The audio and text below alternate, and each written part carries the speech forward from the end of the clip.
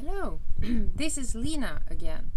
I am, as you know, the RPIC for Zone 15. It's been a month since I last approached you with this kind of video, and it has been a long and very nice and lazy summer. I have been working a little this summer with, the seminars that I talked about the last time that I will put out on my video YouTube channel in October. I will get back to you about that later. Otherwise, I have been resting and I have been very happy about this new assignment that I had in Rotary, of course. I want to thank you for answering the survey that I sent you the last time. I did get lots of answers, and now I will tell you the results. You remember the questions that I had? It was, do you have a PR chair in your district? Does most of your clubs have PR chairs? And do you have a Polio Plus responsible person in your district? And I also asked you, is it okay for you to have these newsletters as video clips? All of you that answered said yes. Some of you also wanted them written down in a traditional newsletter. So I will send you both from now on. The results: 60% of the districts says that they have PR chairs working for them. 40% of you don't have that on your district.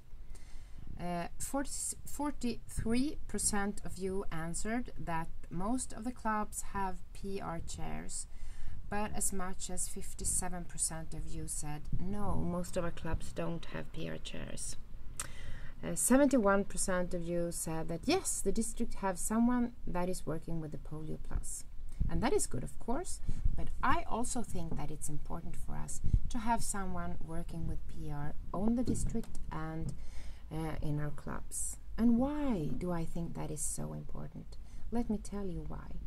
We are getting so much information every day that our brains are boiling sometimes.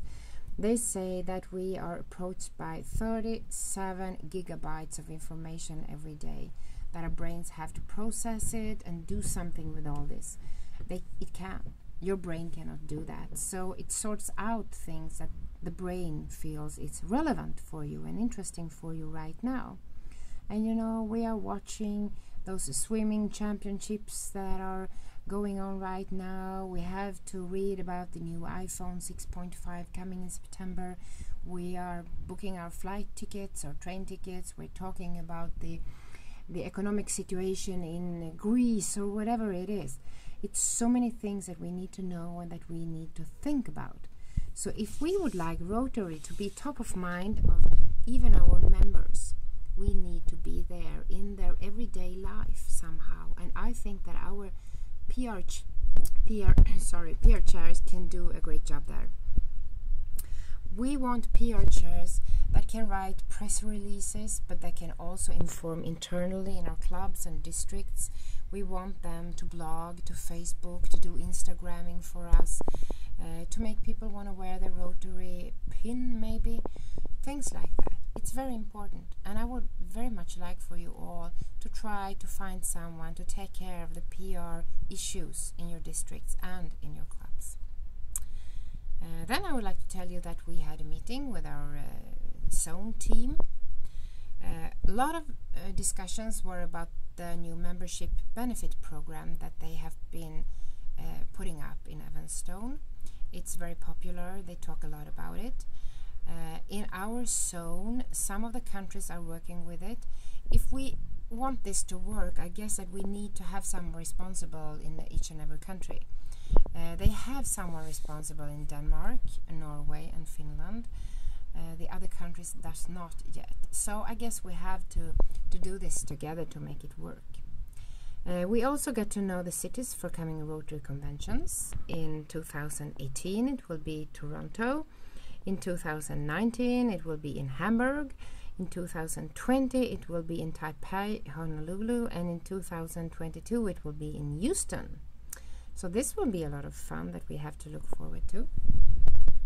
About contributions for Polio Plus, we're very happy to hear that in our zone we have been giving a lot of money to Polio Plus, and that is very good since we do have more work to do before polio is erased from Earth, that we would like it to be, of course. Though we are not as good in giving money to the Rotary Foundation. And as I talked about the last time, I think that the Rotary Foundation is a very important issue. It's a fantastic organization. We do so many good things all over the world, but I think that people, they don't know about it that much. So we need to do this. When we work with PR, we need to talk about the Rotary Foundation to make people understand what a nice work they are doing. I would like to tell you a short story, even though I know that this will make this video clip a little bit too long, but I will do it anyway. It started in the beginning of the 80s. It was in Sudan. 4 little girls were living on the street because their parents had been killed in the war, so they were living alone. One day these 4 girls were chased by 4 grown-up men. 3 of the girls were faster, so they escaped, but 1 girl didn't. The men caught her and they raped her, all 4 of them, and left her there on the street. She was found by a woman and her name was Grenendik. She took the girl to a hospital, saved her life. She was a marvelous woman. She saw this misery that these children of Sudan was living in. So she wanted to help them. She let them live on her porch. She gave them tea and biscuits and a little security. Some of them got to live inside her house. She was a fantastic woman, and she educated herself to be a nurse, to be able to help. In the end of the 80s, she got a question if she could run a health program in Sudan, and she said yes. But it was still war in Sudan, and it was too dangerous for her to be there, so she moved out for a couple of years to Rwanda, where she stayed. But then when the war was over, she got back to Sudan to work with this health program. When she came there, she met a man. He was Danish. His name was Michael Elmqvist. Sorry, I almost forgot his name. He was a Rotarian. He wanted to start up a Rotary club in Juba, that is a city in Sudan. And he did, and he asked this marvelous woman if she would like to be part of it, and she said yes. And that was the beginning of her engagement in Rotary and in all these children in Sudan that is having such a hard time living. Now she has an organization that she calls CCC. It's Confident Children Out of Conflicts. And she takes care of a lot of children there. She also, both boys and girls, she gives them food, shelter, security. She also makes reports of different kinds, like the report on child prostitution, on children living on the street of Juba. It's more than 3,000 children living on the streets. She also pays the school fee for more than 600 children of Juba. She's doing a marvelous job. She's a Rotarian. And if you give money for the Rotary Foundation, you will contribute to projects like this to help children and people all over the world to a better life. If you want to read the whole story, in my written newsletter you will find a link to it, because we do have it on Rotary.org, along with a lot of other stories what we are doing all over the world to be proud of. That was that. Now to the next issue, templates. Some of you have asked me, do we have templates for invitations, newsletters, press releases, stuff like that? We don't, but I have been talking to Evan Stone about helping to make those templates, to send them out to you to use. If they cannot do it for us during this fall, I will make some myself and send it out to you before Christmas, I promise. I also had questions about those PIC badges that I talked about last time.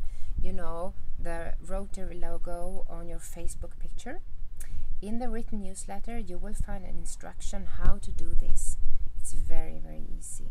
And you can send it out to more people of your districts and clubs if you like to make them also put this Rotary logo on their picture on Facebook. It's very easy and very nice.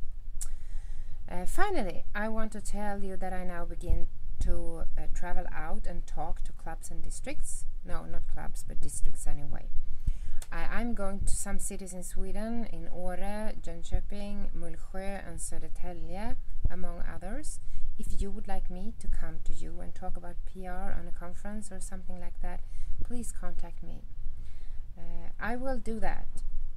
As long as I have time, I will do it. So you just contact me and let's talk about it. I also want to encourage you to visit my blog. It's http and it's linarotary.blogspot.com. You find the address in the written newsletter too. And I will be very happy if you can answer 3 quick questions in the survey this month too. It will take you less than 30 seconds to answer it, I promise, and it means a lot to me if you like to do it. So I would like to say thank you very much for this time. I'm sorry that this was a long video clip, but I wanted to tell you the story from the Rotary Foundation. I think it's amazing. So I talk to you again in a month, and don't hesitate to contact me if you would like to. Bye.